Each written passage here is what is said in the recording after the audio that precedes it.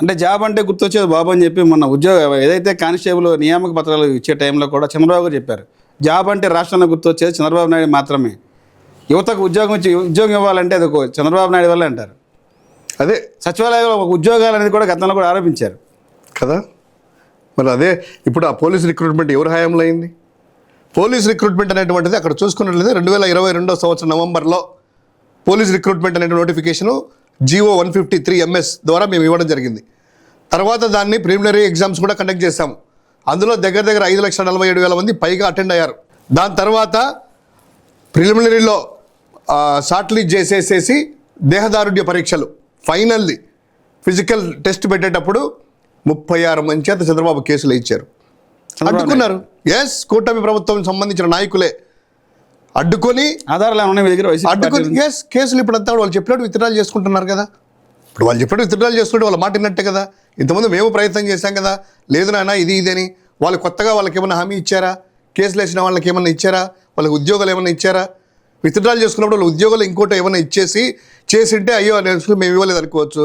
మరి ఎందుకు ఇప్పుడు వాళ్ళ నోటిఫికేషన్ ఇచ్చింది మేము ఇస్తే 2022, 23, 24, 25 దగ్గర 3 సంవత్సరాలు వాళ్ళకి ఉద్యోగాలు అన్ఎంప్లాయబుల్ అయిపోయారు పాపం. ఆ రోజు ఇచ్చింటే వీళ్ళందరూ కూడా 3 ఏళ్ళు సర్వీస్లో ఉండేవాళ్ళు కదా.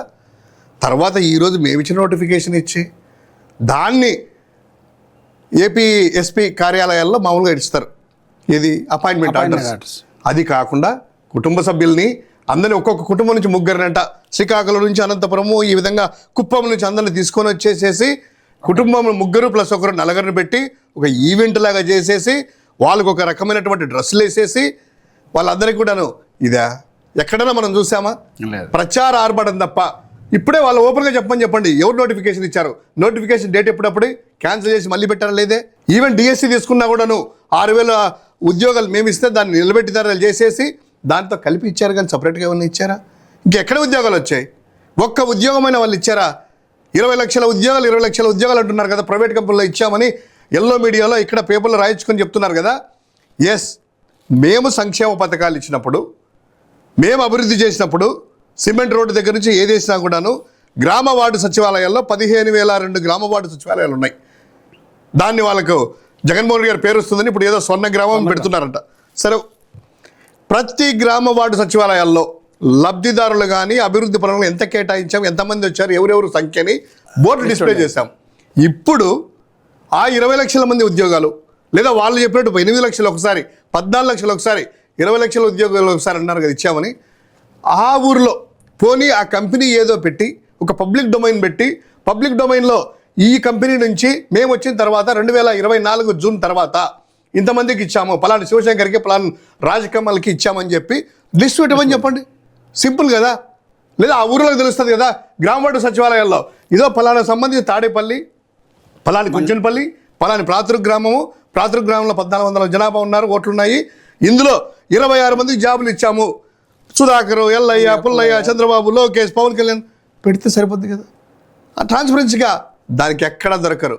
ఏంటంటే ప్రచారం ఆర్భాటం చేసుకోవడం దానికి ఎక్కడుంది సార్? గతంలో వైసీపీ ప్రభుత్వంలో చేసిన తక్కువను ప్రచారం ఎక్కువ ఆర్భాటం చెప్పి అంటారు. మీరేమో వీళ్ళు ప్రచారం చేస్తారంటారు.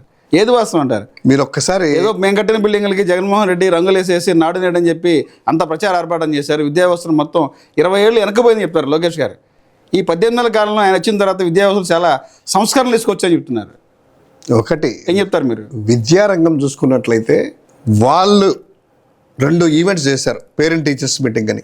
మెగా పేరెంట్స్ ఎక్కడ కండక్ట్ చేశారు? మొదటిది అనంతపురంలోకి వెళ్తే ఆ బల్లలు కనపరాకుండా వైట్ పేపర్లు కనిపించారు. అది క్లియర్గా వీడియోలన్నీ కూడా బయటకు వచ్చాయి. 2022 మొదటి దశది జగన్మోహన్ రెడ్డి హయాంలోని. రెండో దఫా వెళ్ళారు, మన్యంకి వెళ్ళారు. అక్కడ ఏం చేశారు?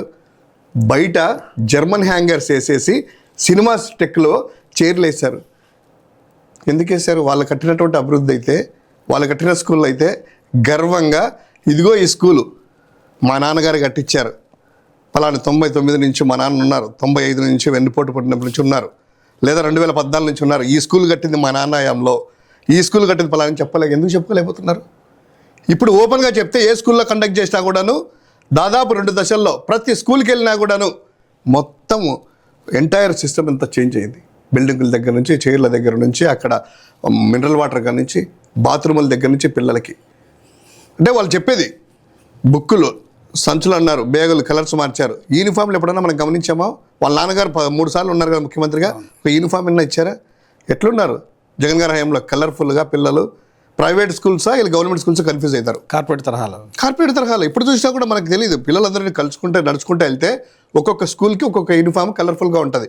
అదే రేంజ్లో ప్రభుత్వ పిల్లలకు కూడాను యూనిఫామ్ తెచ్చాం. అంతకుముందు ఎందుకు చేయలేదు? వాళ్ళ నాన్నగారు 3 సార్లు ముఖ్యమంత్రి అయ్యారు కదా. మరి ఇప్పుడు ఏం చేశారు? కొత్తగా ట్యాబ్స్ ఇచ్చారా? ఇదే ఇప్పుడు బైజూస్ కంటెంట్ పెట్టి ఇప్పుడు ఉన్న ఎల్ఈడి ప్యానల్స్ ద్వారా, ఆ ప్యానల్ ఎవరిది? ఆ ప్యానల్స్ ద్వారా చెప్తున్నామని చెప్పి మీటింగ్లో చెప్తున్నారు. బైజూస్ అనేది పెద్ద బోగస్ అంటారు. బైజూస్ కంటెంట్ అనేది పెద్ద బోగస్. అది వైసీపీ కాంట్రాక్ట్ తీసుకున్నదే బైజూస్ కంటెంట్ అంటారు. ఇచ్చేటువంటి ట్యాబ్లు కూడా నాసిరకమైన ట్యాబ్లు అని చెప్తారు. మరి అదే కాంట్రాక్ట్, దానిలో కోట్లాది రూపాయల అవినీతి జరిగింది, దాని మీద ఒకటి విచారణ చేపిస్తుంది గవర్నమెంట్ అని చెప్పి కూడా సాక్షాత్ విద్యామంత్రి చెప్పారు నారా లోకేష్ గారు. ఇదే ట్యాబ్స్ వాళ్ళు వచ్చి 1 సంవత్సరం అవుతుంది, 2 ఏళ్ళు అవుతుంది కదా. ట్యాబ్లు ఇచ్చాం కదా, ఆ ట్యాబుల్లో కంటెంట్ పెట్టాం కదా. ఆ ట్యాబుల్ని పక్కన ఎందుకు పెట్టించాలి వీళ్ళు? ఒక ట్యాబ్లన్నా వాడిస్తున్నారా? జగన్మోహన్ రెడ్డి గారి పేరు వస్తుందని ట్యాబులు పిల్లలకి ఎల్ఈడి స్కూల్లో ఉన్న ఎల్ఈడి కూడా ఎల్ఈడిలో వాడట్లేదు. వెళ్ళాం మళ్ళీ రీసెంట్గా చుండ్రు ప్రాంతానికి వెళ్తే అది ఆనే చేయలేదు. అది ఆన్ చేస్తే పిల్లలందరూ జగన్మావయ్య, అది ఆన్ చేస్తే జగన్మావయ్య గుర్తొస్తారు. ఎక్కడ అభివృద్ధి చేశారండి స్కూల్స్లో? స్టాండర్డ్స్ పడిపోయి డ్రాప్ అవుట్స్ ఎక్కువ అయ్యేసి పిల్లలు ఇలా ఉన్నారు. ఎక్కడున్నారు? ఎక్కడ డెవలప్ చేశారు? స్కూల్స్ బుక్స్ కానీ నాణ్యంగా లేక, పిల్లలకు ఫుడ్ కూడా సక్రమంగా లేక, ఎంత గిరిజన ప్రాంతాల్లో కానీ సంక్షేమ హాస్టల్లో కానీ అక్కడంతా కూడా మా వాళ్ళు వెళ్ళి తిరుగుతూ ఉంటే పిల్లలంతా కూడా సరైనటువంటి ఆహారం పెట్టలేక, వాళ్ళందరికీ కూడా విరోచనాల వల్ల హాస్పిటల్స్ అయ్యేసి ఫుడ్ పాయిజన్ అయ్యి ఆ విధంగా పరిస్థితి ఉంది. ఎక్కడ విద్యార్థి బాగలేడు, స్కూళ్ళు బాగలేవు, సక్రమైన వసతులు లేవు.